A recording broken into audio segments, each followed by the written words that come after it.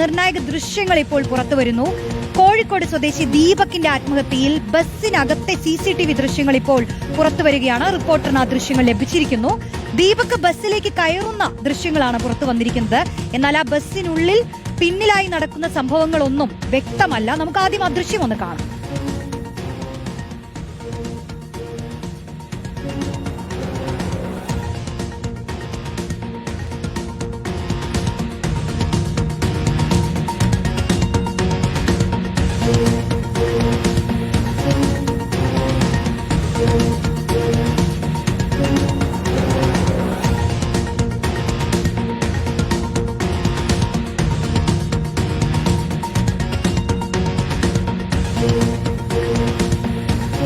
അഭിജിത്ത് മുഴക്കുന്ന ചേരുന്നു. അഭിജിത്ത്, ഇത് ബസിന്റെ മുൻഭാഗത്ത് വെച്ചൊരു CCTVയിൽ നിന്നൊരു ദൃശ്യമാണ്. നമുക്കൊന്നും വ്യക്തമായി പറയാനോ ഒന്നും പറ്റാത്തൊരു ദൃശ്യമാണ്. ഒന്നും അങ്ങനെ കാണുന്നില്ല. മാത്രമല്ല, അഭിജിത്ത് നേരത്തെ ആ ബസ്സിലെ ആളുകളോടൊക്കെ, ജീവനക്കാരോടൊക്കെ സംസാരിച്ചപ്പോൾ അവർ പറയുന്നുണ്ടായിരുന്നു ഇത്തരം ഒരു സംഭവം ഉണ്ടായതായൊന്നും ആരും പറയുകയോ പരാതിയോ ഒന്നും ലഭിച്ചിട്ടില്ല എന്നുള്ളത്. ഇപ്പോ ഈ കാണുന്ന ദൃശ്യത്തിൽ നിന്ന് നമുക്ക് എന്താണ് പറയാൻ കഴിയുക?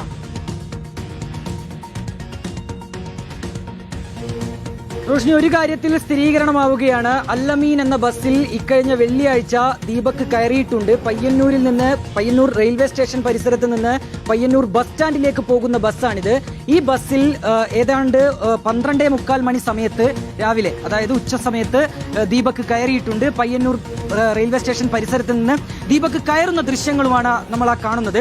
വലിയ തിരക്ക് ആ ബസ്സിലുണ്ട്. നമുക്ക് ആ ദൃശ്യങ്ങളിൽ നിന്ന് അത് വ്യക്തവുമാണ്. പുറകിലെ വാതിൽ വഴി ഒരുപക്ഷെ അദ്ദേഹത്തിന് കയറാൻ സാധിക്കാത്തത് കൊണ്ടാകാം മുൻവശത്തു കൂടിയാണ് ദീപക് ഈ ബസ്സിനകത്തേക്ക് കയറുന്നത്.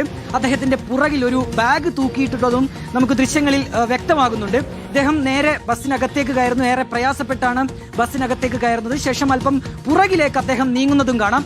അത്രമാത്രമേ നമുക്ക് ഈ ദൃശ്യങ്ങൾ വെച്ച് നമുക്ക് മനസ്സിലാക്കാനായി കഴിയുന്നുള്ളൂ.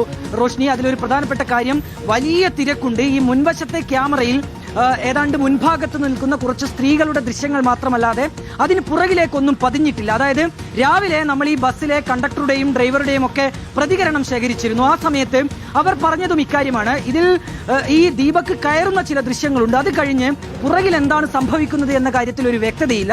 അത് ആ CCTV ക്യാമറയിൽ പതിഞ്ഞിട്ടുമില്ല. അക്കാര്യം തന്നെയാണ് ഇപ്പോൾ നമുക്ക് വ്യക്തമാവുന്നത് ഈ ദൃശ്യങ്ങൾ കാണുമ്പോൾ.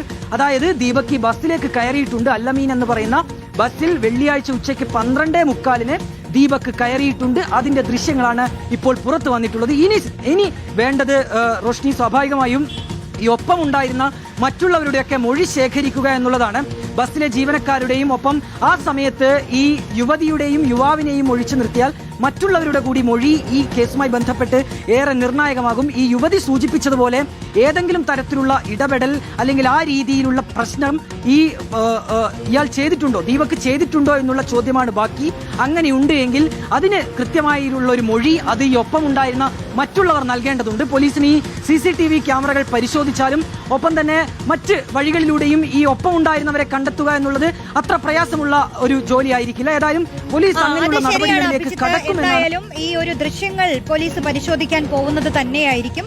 ആ ബസ്സിലെ തിരക്ക് നമുക്ക് എന്തായാലും ആ ദൃശ്യങ്ങളിൽ നിന്ന് വ്യക്തമാണ്.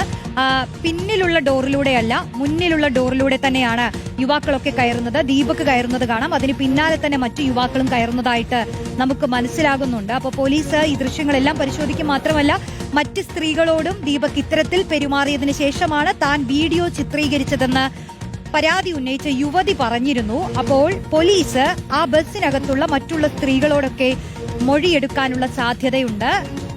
എന്തായാലും ആ ബസ്സിനകത്തുള്ള തിരക്ക് നമുക്ക് ഈ ദൃശ്യങ്ങളിൽ നിന്ന് വ്യക്തമാണ്.